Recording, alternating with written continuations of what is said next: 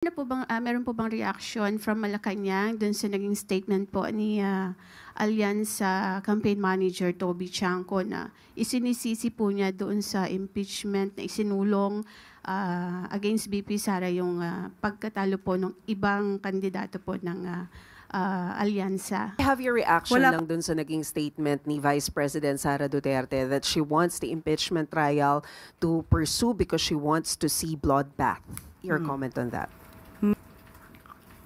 When do we expect yung announcement, Yusek? Kapag may nakarating na po agad sa akin, sa inyo ko po agad ibibigay ang impormasyon. Thank you very much. Eden Santos, Net 25. Yusek, good morning po. Meron po bang reaction from Malacanang dun sa naging statement po ni Alyansa Campaign Manager Toby Chanco na isinisisi po niya doon sa impeachment na isinulong against BP Sara yung pagkatalo po ng ibang kandidato po ng Alyansa? Wala pa po napaparating sa atin ang anumang reaksyon ng Pangulo patungkol dyan, kung yan man po ay totoo. Ang tangi lamang po na naibigay sa atin na impormasyon ay dapat pong iwanan na kung ano man yung mga naging issue nung panahon ng pangangampanya at magpatuloy na lamang po ang bawat isa ng kanilang trabaho para po naman ito ay sa taong bayan. Quick follow-up lang po. Hindi po ba kakausapin ng Pangulo si Kong Toby para po sabi niyo nga iwanan na dahil tapos na yung panahon ng kampanya, may mga nanalo na po? Wala pong napaparating sa atin ganyan sa ngayon. Maricel Halili, News 5. Good morning, Yusek. Yusek, may we have your reaction lang dun sa naging statement ni Vice President Sara Duterte that she wants the impeachment trial to pursue because she wants to see bloodbath? Your comment on that? Medyo may pagkabayolente ang tugon ng ating Vice Presidente, pero we hope that it is just a figure of speech and it should not be taken literally. Kung yan naman po ang nais niya at talaga naman po magkakaroon ng balitaktakan kapag nagkaroon ng trial, hayaan na lang natin po itong gumulong. Sa point of view po ng Palace, whose blood should be spilled? Hindi po makikialam ang Pangulo patungkol sa ganyang issue. Okay, but do you agree with the statement of former Senator De Lima that this is a toxic rhetoric remarks coming from the Vice President? Hindi rin po tayo magbibigay ng anumang opinion patungkol po dyan. Salamat, Yusek. Clay Pardilla, People's Television. Good morning, Yusek. Yusek, the government has approved 16,000 positions for the coming school year, an increase from 10,000 teaching positions created annually under VP Duterte. Ano po yung nagtulak sa government to increase po ng 16,000 position? How will it impact the class sizes, improve the quality of education, and yung workload po ng mga teachers? Thank you po. Unang-una po, it is the directive of our President, Ferdinand Marcos Jr. to strengthen education system. And also this will add teaching workforces in the schools.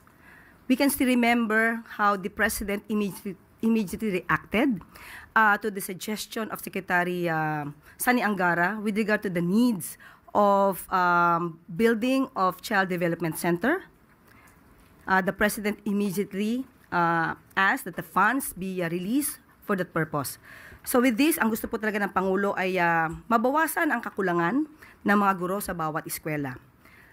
Ito lamang po ay unang parte, 16,000 teaching positions ay unang parte lamang po dahil ang target po ay 20,000 teaching positions po. At ang nais po natin at ang nais po ng Pangulo ay mabigyan po ang bawat estudyante, matutukan po ng ang kanilang guro para po mas maging maganda ang kanilang pagsasanay at pag-aaral. Na meron pong pondong inilaan po dito. Lumalabas po na ang pondo ay 4.19 billion. Ito po ay kasama po sa DepEd's built-in appropriation under 2025 GAA. So, tignan na lang po natin kung ano pa ang magiging proyekto pagdating po dito at mas gugustuhin po rin natin na magkaroon po ng mas maraming classrooms para sa darating na pasukan. Tuesday New, DZBB.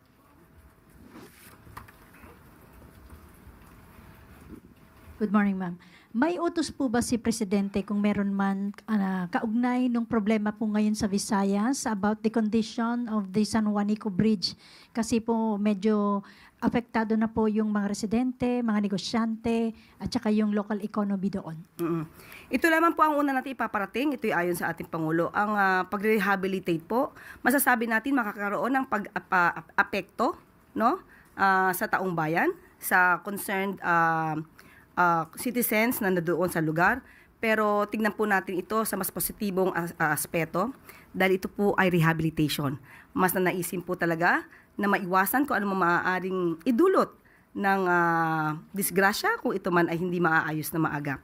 So, sa ngayon po ay nagkaroon ng blue alert. Ibig sabihin nasa heightened alert ang mga concerned agencies para po matugunan, marespondihan kung ano man po ang pangangailangan ng mga tao na aapektuhan. Nagkaroon na rin po ng multi-task force at magkakaroon din po ng public assistance desk on both sides doon sa bridge. At may 24-hour patrol unit na rin po for safety monitoring. Magkakaroon din po ng weighing station para madetermina yung mga vehicle na pwedeng dumaan.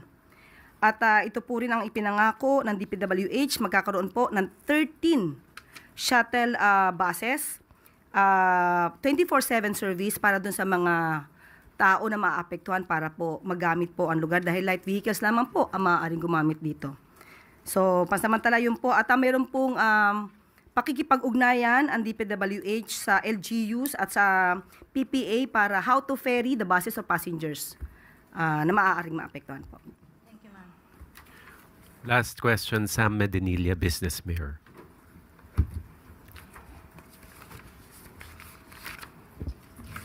Good afternoon, good morning, ma'am. Magfa-follow up lang kami, ma'am, regarding po dun sa investigation ng Office of the President sa OWA, controversial 1.4 billion land acquisition deal ng OWA. Aside from former administrator Arnel Ignacio, may iba pa po bang other OWA officials na na-sanction or natanggal sa position dahil po dun sa nasabing transaction? Sa ngayon po ay under investigation pa po ang lahat. At kung meron pa pong iba mga opisyal na involved dito, magkakaroon po ng aksyon. Kung sila may tatanggalin, sususpindihin, at maagarang investigasyon po ang kinakailangan dito. Tapos, na-determine na po ba ng Office of the President if yung fund na nagamit for that controversial transaction is nanggaling po dun sa OWA fund, OWA GAA fund, or dun sa OWA Trust Fund? Sa initial na investigasyon, hindi po affected ang OWA Trust Fund, pero iniimbestigahan pa rin po kung may nagamit. Pero initial po na investigasyon, wala daw po. As of this moment. Thank you, ma'am. Okay. Thank you very much.